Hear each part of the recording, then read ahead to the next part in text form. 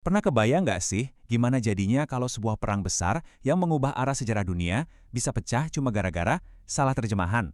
Ya bayangin aja, satu atau dua kata yang sengaja dipelintir rupanya bisa memicu eskalasi militer gila-gilaan. Hari ini kita bakal bedah habis-habisan salah satu momen paling krusial di abad ke-20. Kita akan bongkar dokumen yang dulunya sangat rahasia, misahin mana fakta dan mana fiksi, dan menginvestigasi persisnya gimana sih informasi intelijen itu dimanipulasi di tingkat tertinggi. Oke, selamat datang di sesi bedah kasus kita hari ini. Kita bakal menguliti dokumen arsip dari National Security Agency atau NSA yang sekarang udah bebas diakses publik, khususnya sebuah laporan komprehensif berjudul Skunks, Bogies, Silent Hounds, and the Flying Fish. Ingat ya, tujuan kita di sini bukan sekedar menceritakan ulang sejarah kayak buku teks. Kita lagi ngelakuin analisis klinis tentang gimana sebuah narasi itu sengaja dibangun. Kita akan kupas tuntas insiden Teluk Tonkin di bulan Agustus 1964, peristiwa yang secara harfiah ngasih Presiden Amerika saat itu semacam cek kosong buat nyeret negaranya ke perang berdarah di Indochina. Kita masuk ke bagian pertama, anomali data. Mari kita selami langsung gimana manipulasi istilah dipakai buat menciptakan fabrikasi ancaman fisik. Ceritanya begini, pada malam kejadian, stasiun penyadap Angkatan Laut di San Miguel nangkep pesan dari Vietnam Utara yang dengan jelas bilang kalau mereka mengorbankan 2 kawan. Kehilangan prajurit dong kan? Kan masuk akal. Tapi ajaibnya nih, entah gimana waktu data intelijen ini sampai di markas NSA dan diproses ke versi akhirnya, frasa itu tiba-tiba berubah jadi mengorbankan 2 kapal. Coba dipikirin, beda antara kehilangan kawan alias manusia sama kehilangan kapal itu kan absurd banget. Ngubah nyawa manusia jadi aset militer tuh jelas-jelas sebuah anomali data teknis yang bikin seolah-olah baru aja terjadi pertempuran laut skala besar. Nah, yang bikin merinding dari temuan arsip ini tuh pengakuan dari atasannya sendiri. Bertahun-tahun kemudian, Presiden Lyndon B. Johnson nulis di memoarnya kalau para pakar sebenarnya udah ngasih tahu dia tentang pesan intersepsi tersebut. Mereka bilang pesannya bisa berarti 2 kapal musuh yang hilang atau ya cuma 2 prajurit. Ini pengakuan yang luar biasa kuat loh. Ini membuktikan kalau bahkan di hari NSA ngeluarin terjemahan resmi mereka, para petinggi udah pada tahu kalau datanya tuh sangat ambigu. Pertanyaannya, kenapa NSA secara sepihak milih kata kapal? Ini bukan typo yang nggak disengaja. Ini adalah manipulasi yang sepenuhnya disadari. Lanjut ke bagian 2, desain prakondisi. Di sini kita bakal lihat gimana fabrikasi politik beneran jadi motif utama di balik layar. Coba perhatiin lini masa ini, karena ini benar-benar ngebuka mata kita. Bayangin, obatnya alias draft resolusi perang itu udah kelar dirancang di bulan Juni 1964. Padahal penyakitnya, yaitu insiden serangan tersebut, baru diklaim terjadi 2 bulan kemudian, tanggal 4 Agustus. Terus, resolusi ini langsung disahkan super kilat pada 7 Agustus. Jadi ini sama sekali bukan respon reaktif dari sebuah serangan dadakan. Ini adalah eksekusi dari skenario yang udah disetting dari jauh-jauh hari. Draft resolusi tadi itu disiapin sama asisten Menteri Luar Negeri waktu itu, William Bundy. Isinya memberikan hak penuh ke Presiden buat menggunakan kekuatan militer. Tapi, kenapa nggak langsung disodorin ke Senat pas bulan Juni? Rupanya Presiden Johnson sengaja nyimpen draft itu di laci mejanya demi ngejaga citra politik biar tetap kelihatan moderat menjelang pemilu bulan November.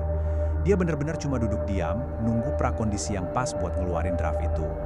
Sinetronisasi politik di tingkat tertinggi lagi dimainin dengan sangat mulus di sini. Masuk ke bagian 3, audit meritokrasi. Kita akan bongkar gimana fenomena lempar koin mental ini bisa terjadi di dalam mesin intelijen sebesar NSA. Poin krusialnya ada di sini. 90%. Iya, 90% intelijen yang masuk ke NSA sebenarnya nyeritain hal yang 100% beda. Mayoritas laporan intelijen bilang kalau Angkatan Laut Vietnam Utara itu lagi sibuk narik perahu mereka yang rusak pada 2 Agustus dan gak ada serangan sama sekali di malam tanggal 4 Agustus. 90%. Tapi, data sebanyak ini secara sistematis dicuekin dan disingkirkan dari laporan pasca kejadian. Mereka cuma nyomot secuil data intelijen yang meragukan, murni cuma demi ngebuktiin kalau serangan itu beneran ada.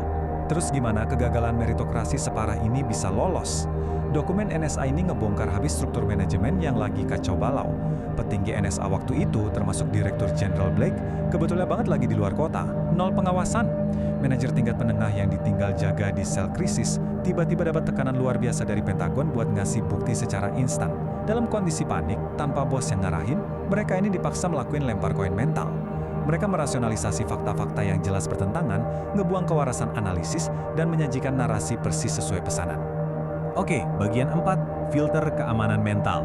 Saatnya kita beralih jadi edukator dan ngebangun pertahanan buat ngedeteksi kebohongan-kebohongan kayak gini. Sebagai orang yang kritis, kita nggak boleh cuma berhenti di rasa marah sama sejarah ya. Kita harus ekstrak pelajarannya. Makanya, saya mau kasih 5 kali red flags atau tanda bahaya yang diambil langsung dari bukti historis ini. Pertama, cek apakah udah ada draft kebijakan yang mendadak siap sebelum krisis terjadi. Kedua, hati-hati sama manipulasi terminologi yang ubah makna asli peristiwa. Ketiga, curigai kalau ada konsensus mutlak tanpa mempertimbangkan data yang berlawanan. Ingat 90% data yang disembunyiin tadi. Keempat, awas kalau bukti utamanya tuh hasil gabungan kejadian yang nggak nyambung. Dan kelima, selalu pertanyakan laporan resmi yang nggak berani nyantumin sumber aslinya. Biar lebih jelas, mari kita lihat gimana hal ini ngebangun red flag kita yang keempat secara spesifik. Tahu nggak, bukti paling vital yang diajuin pemerintah Johnson saat itu ternyata cuma gabungan kasar dari 2 pesan Vietnam Utara yang disadap di waktu yang beda buat insiden yang beda pula. Parahnya, analis di sel krisis NSA dengan ceroboh menjahit 2 pesan yang nggak ada hubungannya ini jadi satu dokumen tunggal dan nampilin itu sebagai bukti mutlak adanya serangan. Menjahit potongan-potongan narasi buat dapetin kesimpulan pesanan, wah itu taktik manipulasi yang klasik banget. Sekarang kita masuk ke bagian 5 sekaligus yang terakhir, vonis akhir. Kita akan sampaikan debriefing klinis mengenai sabotase institusional ini. Setelah Kongres akhirnya ngetok palu ngesahin resolusi Teluk Tonkin, ada satu komentar dari Presiden Johnson yang bener-bener luar biasa sinis. Sambil ketawa, dia bilang ke stafnya kalau resolusi itu kayak baju tidur nenek bisa menutupi semuanya. Dia sadar betul kalau insiden yang dikarang ini tuh cuma sampul legal doang, cuma sebuah alasan elastis yang dibuat-buat untuk ngehalalin pengiriman militer gede-gedean ke Vietnam tanpa perlu pusing-pusing minta izin lagi ke depannya. Pada akhirnya, vonis klinis dari semua runtutan kejadian gila ini adalah apa yang sering kita sebut sebagai vonis narasi Senopati Wirang. Sebuah ironi yang luar biasa memalukan, di mana para panglima dan aparat negara justru menyesatkan rakyatnya sendiri. Ini adalah wujud nyata dari sabotase nalar institusional. Ini bukan cuma sekedar human error atau kesalahan operasional biasa ya teman-teman. Ini adalah momen di mana institusi intelijen yang harusnya netral dan objektif malah berkhianat. Mereka menghancurkan realitas publik, merekayasa ancaman palsu, dan mengorbankan integritas logika murni buat melayani nafsu perang para elit. Dan ini bawa kita ke satu pertanyaan pamungkas yang harus banget Anda renungkan.